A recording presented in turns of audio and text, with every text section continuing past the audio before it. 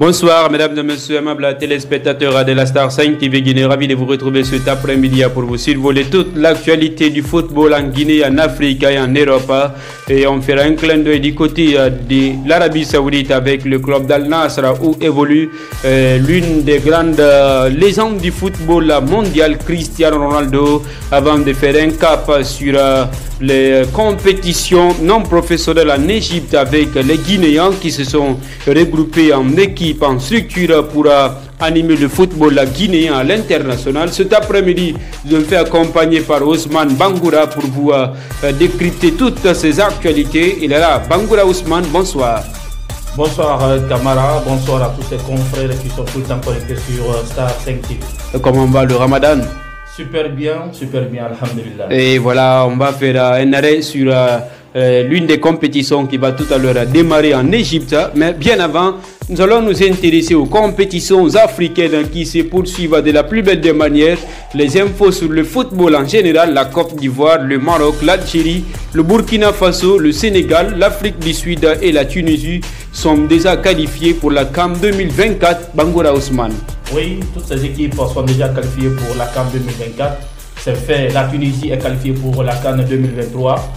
2024, j'allais dire. Effectivement. Donc ça fait la 16e fois consécutive après sa victoire 1-0 face à la Libye, malgré vraiment une domination de la part des Libyens, mais les Tunisiens ont tenu la tendance jusqu'à la fin.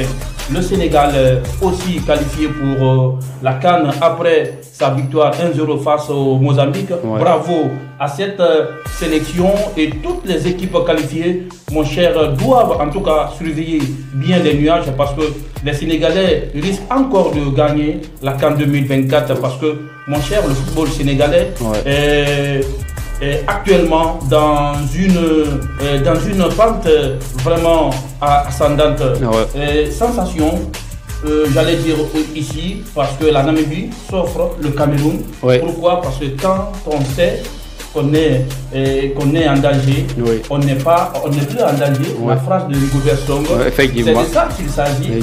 Je pense que vraiment c'est ça aussi, en tout cas la théorie du danger. Rigobert Song, c'est un expert du football qui a beaucoup prouvé du côté de la sélection camerounaise. Ça c'est dans les temps antérieurs avec les Samuel Eto'o à Bangoura. Tout à fait, avec Samuel Eto'o, Patrick Ngoma et tant d'autres joueurs vraiment qui ont mouillé le maillot pour ce pays. Et voilà, c'est ça aussi, en tout cas la théorie du danger. La Namibie, 113e au classement de la FIFA, en tout cas a remporté 2-1 face au Cameroun. Bravo en tout cas aux Namibiens qui prennent la première place du groupe devant les Camerounais. C'est officiel maintenant. Oui, là où nous sommes en train de parler, c'est officiel. La qualification de l'Algérie pour la CAN prochaine après sa victoire 1-0 face au Niger. Magnifique ambiance qui était autour du terrain. Et nous allons dire bravo en tout cas aux Marocains qui deviennent la première équipe arabe de l'histoire à battre le Brésil. Donc le Maroc l'emporte 2-1 face au Brésil. Et lorsque nous regardons le parcours de cette équipe, je dis que vraiment il y a une victoire contre la Belgique, il y a une victoire contre le Canada. Effectivement. Cette équipe a éliminé l'Espagne, cette équipe a éliminé le Portugal. Le Portugal aussi lors de la Coupe du Monde. De la dernière Coupe du Monde qui a été remportée par l'Argentine de Lionel Messi. Et cette équipe a été demi-finaliste de la Coupe du Monde, victoire contre le Brésil. Et le premier pays qualifié pour la CAN 2024. En tout cas, un énorme respect pour l'équipe marocaine qui réalise des performances exceptionnelles depuis la Coupe du Monde. Depuis la Coupe du Monde, M. Bangoura. Merci pour toutes ces actualités africaines sur les éliminatoires de la Coupe d'Afrique CAN 2024 que la Côte d'Ivoire va accueillir. J'espère que la Guinée va être de la partie puisque voilà, c'est une équipe qui est coachée par Kaba Diawara qui essaye de faire sortir la tête dans les nuages. Bon, ça ne serait pas facile, mais nous croyons en cette équipe, M. Bangoura. Et la nouvelle vient de tomber avec voilà. Cette autre actualité du côté de cette compétition des U23 indique que c'est la fin du match au stade Prince Moulay El Hassam de Rabat, la Guinée s'impose 2-0 face au Nigeria grâce à des buts de Al-Gassi Mouba et de Al-Seni Souma. Monsieur Bangoura, le Sili U23 est qualifié pour la prochaine CAN de sa catégorie prévue au Maroc et je pense bien que cette équipe peut s'attendre à une place pour les Jeux Olympiques de Paris.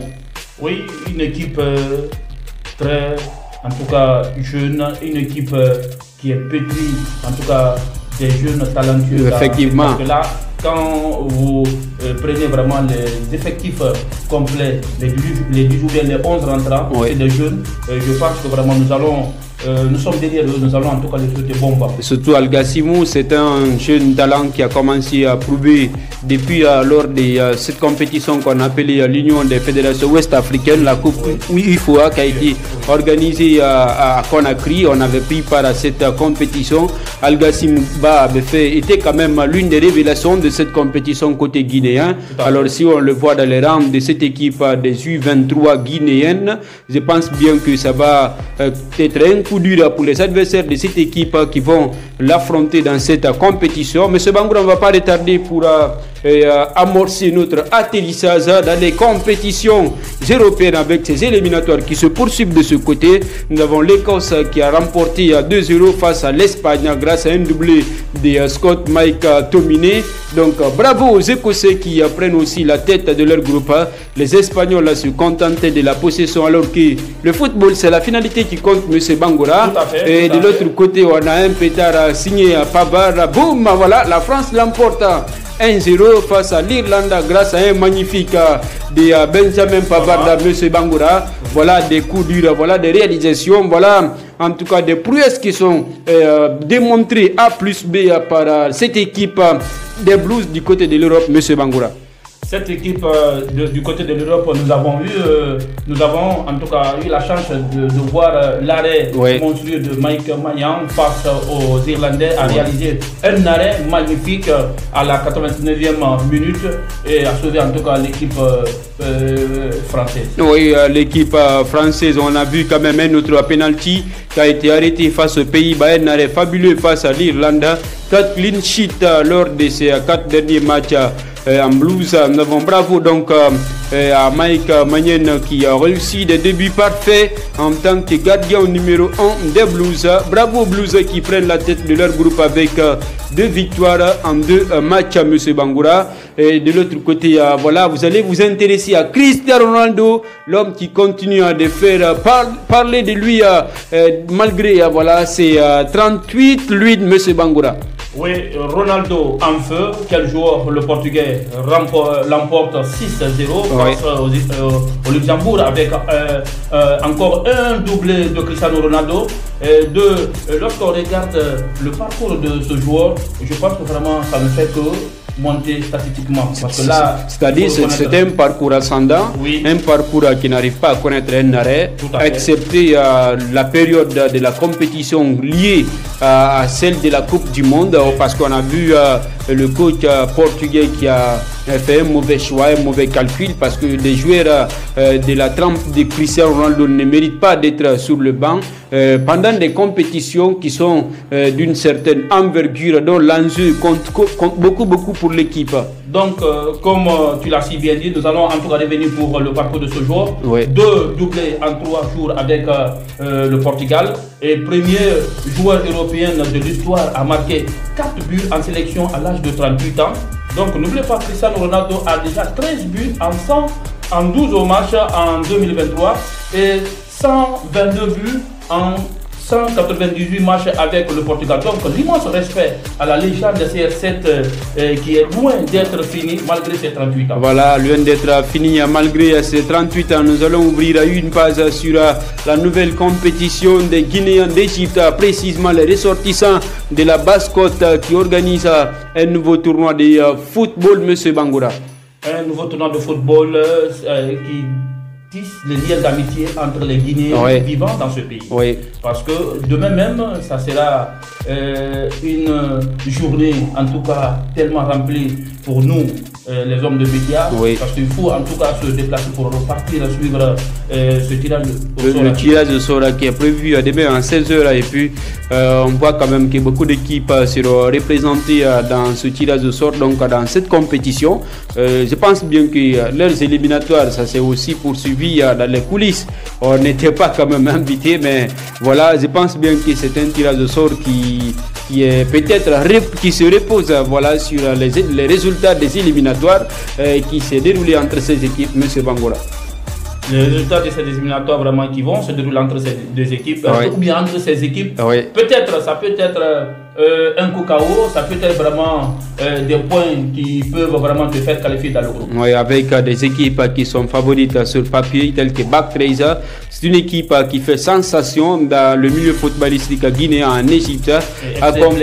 Blenner également. Voilà, il y a même une équipe de Nadimar qui est coachée par Calais, qui était même, le premier coach c'était Garincha, mais quand Garincha vraiment a quitté, après Calais aussi est venu vraiment avec Okocha, qui sont venus épauler cette équipe. Effectivement, il y a la formation qu'on appelle les fils du vent. Voilà, ça aussi c'est une formation qui est considérée comme l'un des poids lourds dans le football guinéen en Égypte.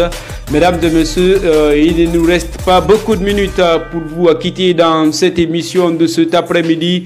Une émission appelée La Ligne Médiane que vous allez forcément suivre avec vos spécialistes du football sur Star 5 TV Guinée. Restez connectés sur notre page YouTube.